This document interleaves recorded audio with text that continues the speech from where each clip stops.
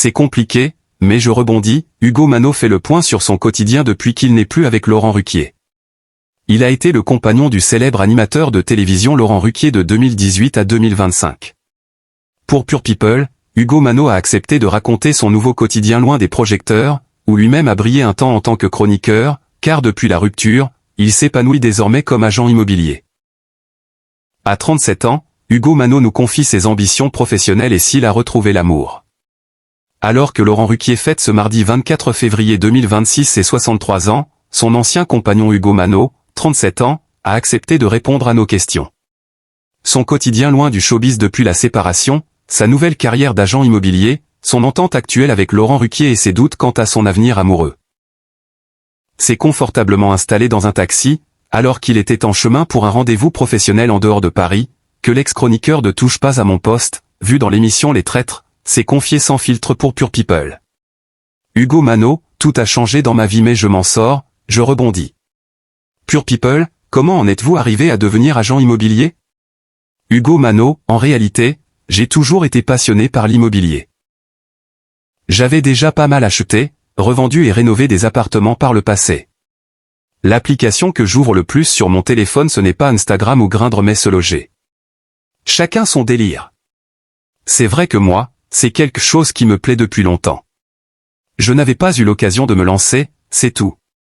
Et puis, à la rentrée 2025, je n'avais aucun projet concret à la télé et ne supportant pas l'immobilisme, je me suis dit, pourquoi attendre?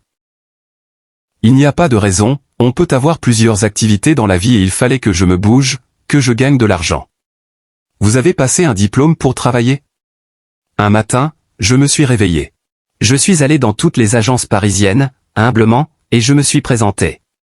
J'ai eu un très bon contact avec Fortissimo, dont j'ai rejoint l'équipe. La configuration est idéale car je ne suis pas salarié, je reste indépendant et mène ma barque comme je le veux tout bénéficiant de leurs services. J'ai eu une formation en interne d'1 mois et demi. Il n'y a pas de diplôme d'État, je suis sur la carte de la gérante de Fortissimo. Les premiers clients sont vite arrivés? J'avais déjà plusieurs mandats qui m'attendaient puisque, c'est aussi un métier de réseau. Assez vite, j'ai senti que j'avais pris la bonne décision en empruntant cette voie. Parce qu'au-delà de me plaire, j'ai tout de suite signé des ventes et trouvé ma place parmi la concurrence.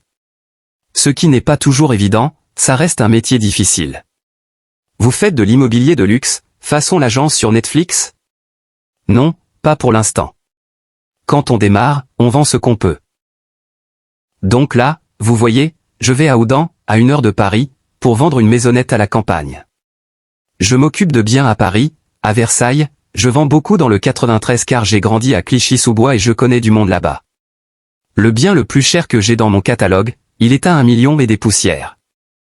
On est loin des crêtes. Mais j'ai déjà vendu à quelqu'un du monde de la télé, sans citer de nom, et je commence à me dégager un salaire régulier avec mes commissions. Loin des paillettes, vous revivez? J'ai l'impression de me retrouver, d'être plus ancré dans la réalité et dans de vraies relations avec les gens. Je tisse des liens sincères avec les clients, dénués de tout ce qu'on peut trouver dans le showbiz.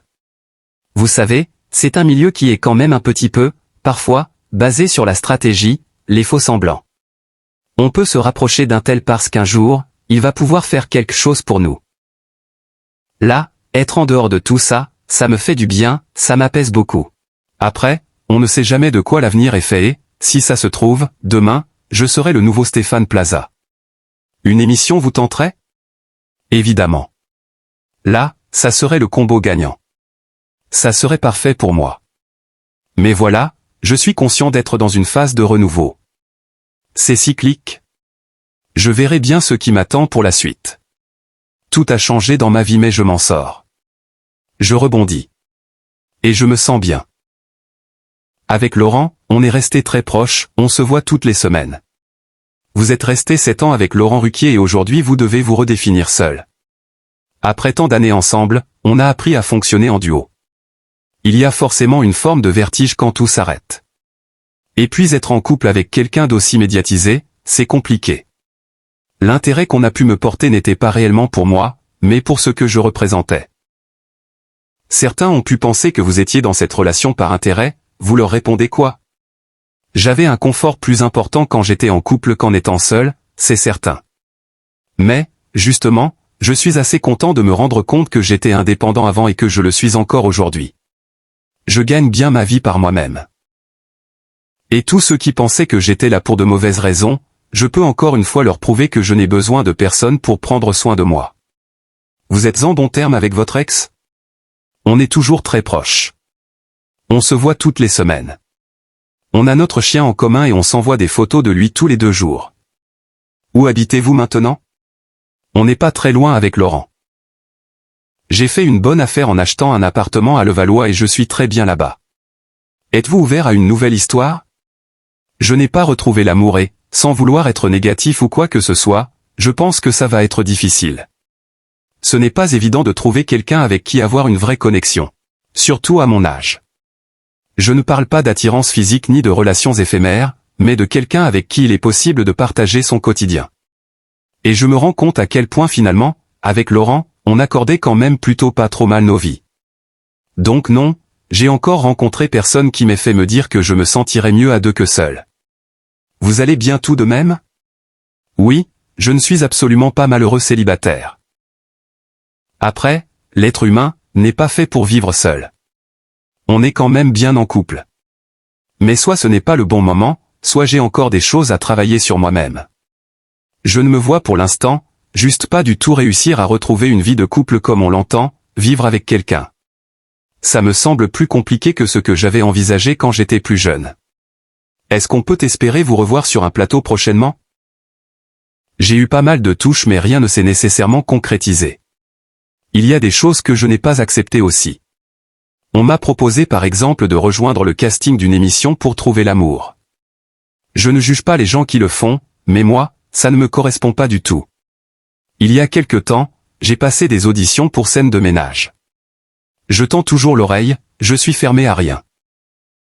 Mais, pour l'instant, vous avez plus de chances de me croiser si vous vendez un appartement ou une maison. Sinon, je vais peut-être faire un peu d'immobilier à Mykonos cet été, c'est toujours plus agréable qu'à Paris et j'y ai plein d'amis. Contenu exclusif ne pouvant être repris sans la mention purepeople.com.